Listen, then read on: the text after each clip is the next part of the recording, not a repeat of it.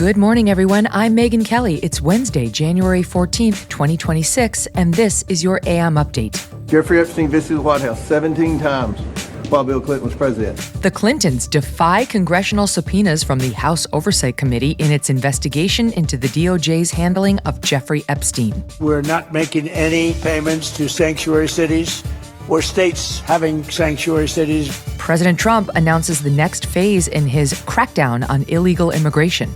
The president telling Iranian protesters to keep it up as the U.S. weighs options for possible intervention. And gone too soon, the brilliant Scott Adams, creator of the Dilbert comic, author, and truly consequential thinker, dies at 68. All that and more coming up in just a moment on your AM Update.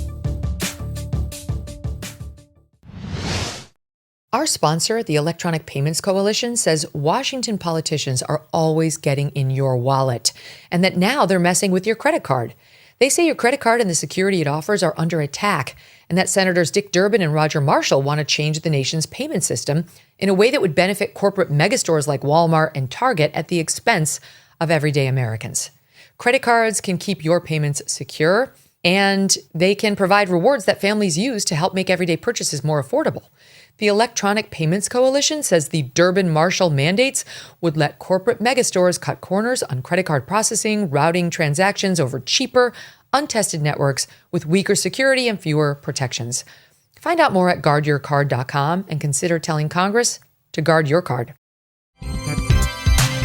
Former President Bill Clinton and former Secretary of State Hillary Clinton refusing to comply with congressional subpoenas compelling testimony before the House Oversight Committee, which is investigating the DOJ's handling of the Jeffrey Epstein case.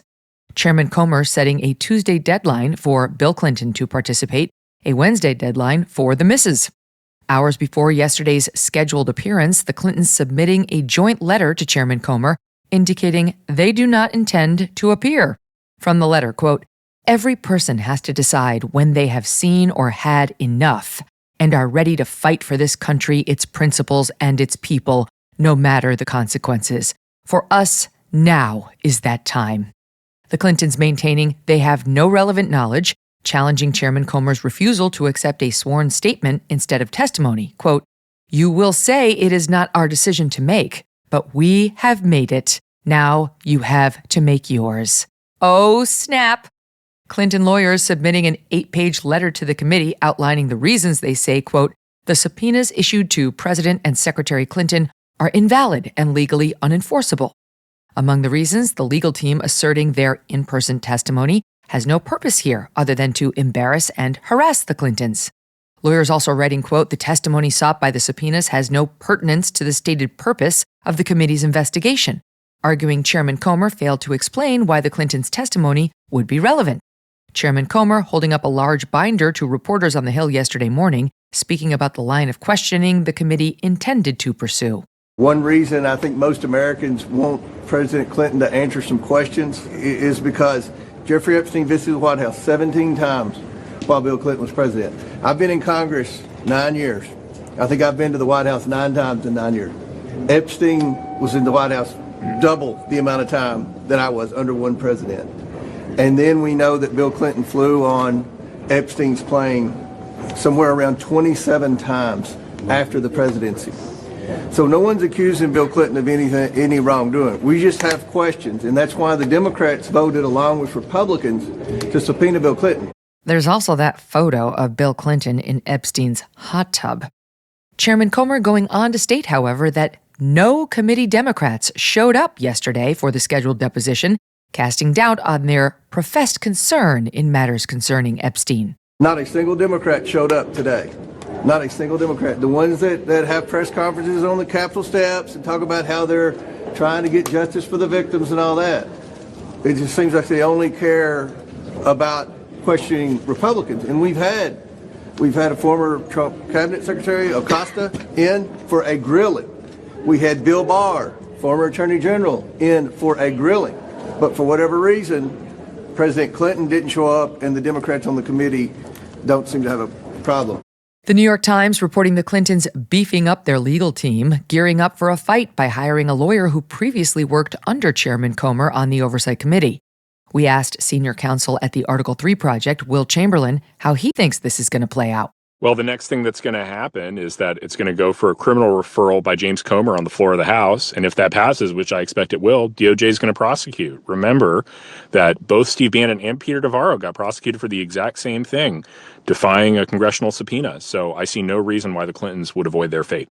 Bannon was convicted in July 2022 on 2 counts of criminal contempt of Congress for defying a subpoena issued by the House Select Committee investigating the January 6th riot. He served 4 months in prison. Former White House trade advisor Peter Navarro, also convicted of criminal contempt of Congress, he too served 4 months. Chairman Comer announcing he will move next week to hold President Clinton in contempt of Congress. Similar action likely to follow if Secretary Clinton dodges her deposition, set for later this morning as expected. In 2021, after Steve Bannon was first indicted, a supporter of Mrs. Clinton's tweeted, "You know who is not going to jail and has never been indicted for anything?" The post included a picture of Mrs. Clinton along with the salutation, "Have a great weekend." Mrs. Clinton responded with, "Thanks, it was quite restful." We'll see if her cockiness remains once Pam Bondi gets involved. The Trump administration officially ending temporary protected status, or TPS, for Somalia effective March 17th. Homeland Security Secretary Kristi Noem posting yesterday on X, quote, "Temporary means temporary. Country conditions in Somalia have improved to the point that it no longer meets the law's requirement for temporary protected status. Further, allowing Somali nationals to remain temporarily in the U.S. is contrary to our national interests."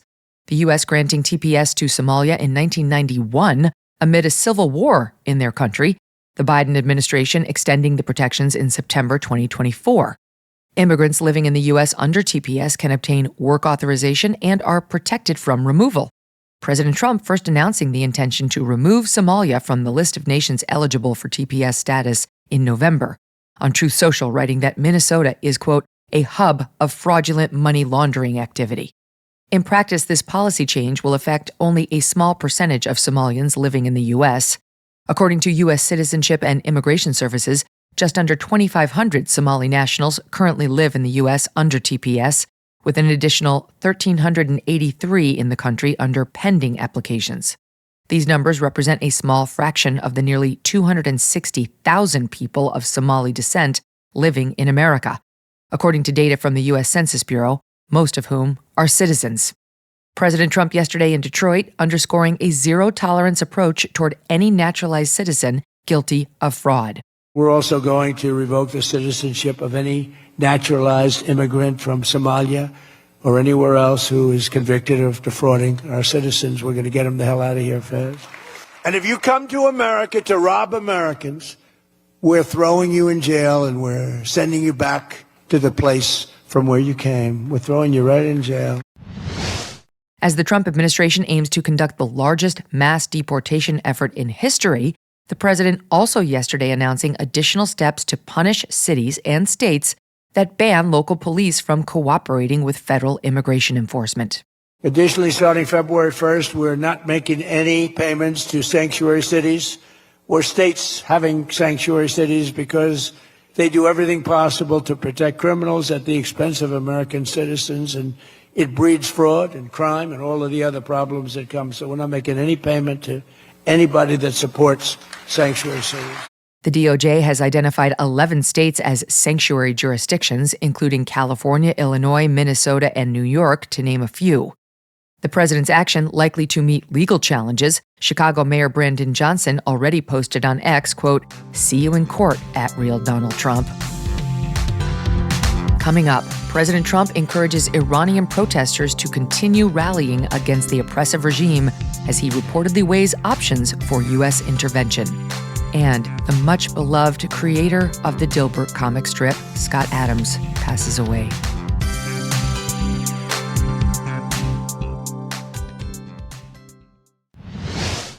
Our sponsor, the Electronic Payments Coalition, says Washington politicians are always getting in your wallet, and that now they're messing with your credit card. They say your credit card and the security it offers are under attack, and that Senators Dick Durbin and Roger Marshall want to change the nation's payment system in a way that would benefit corporate megastores like Walmart and Target at the expense of everyday Americans. Credit cards can keep your payments secure, and they can provide rewards that families use to help make everyday purchases more affordable. The Electronic Payments Coalition says the Durbin-Marshall mandates would let corporate megastores cut corners on credit card processing, routing transactions over cheaper, untested networks with weaker security and fewer protections. Find out more at guardyourcard.com and consider telling Congress to guard your card. President Trump ratcheting up pressure on the Iranian regime as civilian protesters continue demonstrating in the streets. Iranian security forces cracking down harshly, though total deaths are hard to tally. A U.S.-based human rights activists news agency reporting 1,850 protesters have been killed, thousands more detained. The totals could be far higher. Two sources inside the country telling CBS News that as many as 20,000 people have been killed. Mr. Trump yesterday from Detroit calling on Iranians to increase the momentum. To all Iranian patriots, keep protesting, take over your institutions if possible, and save the name of the killers and the abusers that are abusing you. You're being very badly abused, if the numbers are right. Look, one death is too much, but I hear much lower numbers and then I hear much higher numbers. But I say save their names because they'll pay a very big price. And I've canceled all meetings with the Iranian officials until the senseless killing of protesters stops.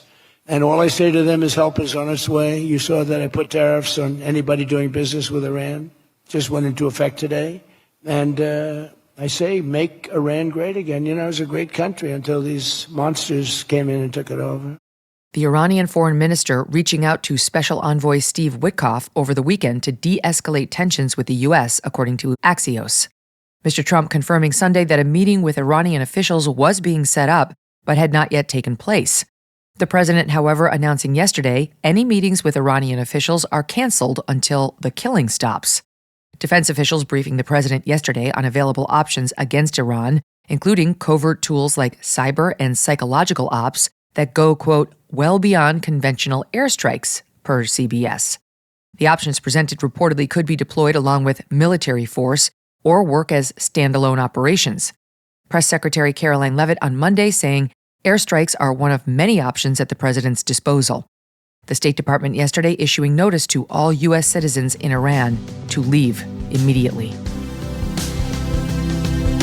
Scott Adams, beloved creator of the Dilbert comic strip and brilliant social and political thinker, died yesterday following a battle with prostate cancer. He was 68. Scott announcing his illness last May, telling fans it was not a new diagnosis but had developed to stage 4, spreading into his bones, leaving him with little time left. In the final weeks of his life, a spinal tumor causing paralysis from Scott's waist down. Nevertheless, he maintained communication with his many fans and embraced a positive and graceful attitude right up until the end. Scott creating the wildly popular comic strip Dilbert in 1989, satirizing corporate culture, absurd managers, and bureaucratic nonsense. The strip appearing in 2,000 newspapers across 65 countries, printed in 25 languages. Scott going on to publish several books, including How to Fail at Almost Everything and Still Win Big, Reframe Your Brain, the User Interface for Happiness and Success, and more. In 2015, amid President Trump's underdog campaign for the White House, Scott began weighing in on the political scene, predicting, when few took Mr. Trump seriously, that he would go on to win the primary and the general election. Scott's daily political commentary morphing into a successful online show called Coffee with Scott Adams, the host taking on issues of the day, also offering advice on how to develop systems to drive positive life changes. For example, this clip on the power of changing your mind. I'm reasonably sure that part of the reason, it's not the 100% the reason, but a big part of the reason people don't want to change their mind is that it would look like weakness, and maybe it would look like, well, you're not so smart, because you were wrong. So the reframe is this: nothing is smarter than being able to change your mind. So instead of thinking of your ability to change your mind as a weakness, you should think of it as a strength, almost a superpower. So I think that people mistakenly believe that when I change my mind, I'm experiencing some kind of sacrifice. I'm not. I'm experiencing bragging. It's closer to narcissism, because I'm basically showing off. Look, I can change my mind. Here's some more of Scott's wisdom, which will be truly missed. What if laziness is a habit of thinking about the cost of things or the effort instead of thinking about the payoff? I've reframed alcohol to be poison, meaning that when I think of alcohol, just mentally, I think, oh, alcohol is poison. And it makes it easier not to imbibe it because I just talk myself into it not being a beverage. It's not really a beverage. It's not entertainment. It's poison. Do you think that you can cause luck to happen in your life? The answer is no, not luck, but you can manipulate your experience of luck in ways I'm going to tell you. In 2023, leftists attempting to cancel Scott, calling him racist after he commented on a Rasmussen poll in which 26% of Black respondents disagreed with the statement, quote, "It is okay to be white," with an additional 21% feeling unsure. Scott reacting, quote, "If nearly half of all Blacks are not okay with white people, that's a hate group. Based on how things are going, the best advice I could give to white people is to get the hell away from Black people." Cue the cancellation, hundreds of papers dropping the Dilbert cartoon in response, attempting to smear Scott as a racist. Scott appearing on the MK Show in September 2023, further articulating the destructive nature of the left's worldview. I was trying to make the point that we've poisoned relations by making a framework in which one group is the victimizers, one group is the victims. If you ever find yourself in that situation, whether it's about race or anything else, you should try to get as far away from it as possible. And nothing I said had anything to do with genetics, had nothing to do with even culture. It had everything to do with the fact that America, white people mostly, are selling a story and actually institutionalize it through ESG and CRT and DEI. It's becoming part of our operating system that one group of us are the bad guys and another group of us is the victims. And that is an untenable situation. Scott continuing on with his life's work, connecting with thousands of people each day as evidenced by the many touching tributes in his honor. President Trump posting on Truth Social a photo of Scott in the Oval Office captioned, quote, "He was a fantastic guy who liked and respected me when it wasn't fashionable to do so. He bravely fought a long battle against a terrible disease. My condolences go out to his family and all of his many friends and listeners. He will truly be missed." Scott's ex-wife and caregiver, Shelley Adams, yesterday reading a final message from Scott. "Many of my Christian friends have asked me to find Jesus before I go. I'm not a believer, but I have to admit the risk-reward calculation for doing so looks so attractive to me. So here I go. I accept Jesus Christ as my Lord and Savior and look forward to spending an eternity with him. The part about me not being a believer should be quite quickly resolved if I wake up in heaven. I won't need any more convincing than that. I hope I'm still qualified for entry." The note continuing on, quote, "I had an amazing life. I gave it everything I had. If you got any benefits from my work, I'm asking you to pay it forward as best you can. That is the legacy I want." God bless you, Scott. We will miss you. And that'll do it for your AM update. I'm Megyn Kelly. Join me back here for the MK Show, live on SiriusXM's The Megyn Kelly Channel, 111 at noon East, on youtube.com/Megyn Kelly, and on all podcast platforms.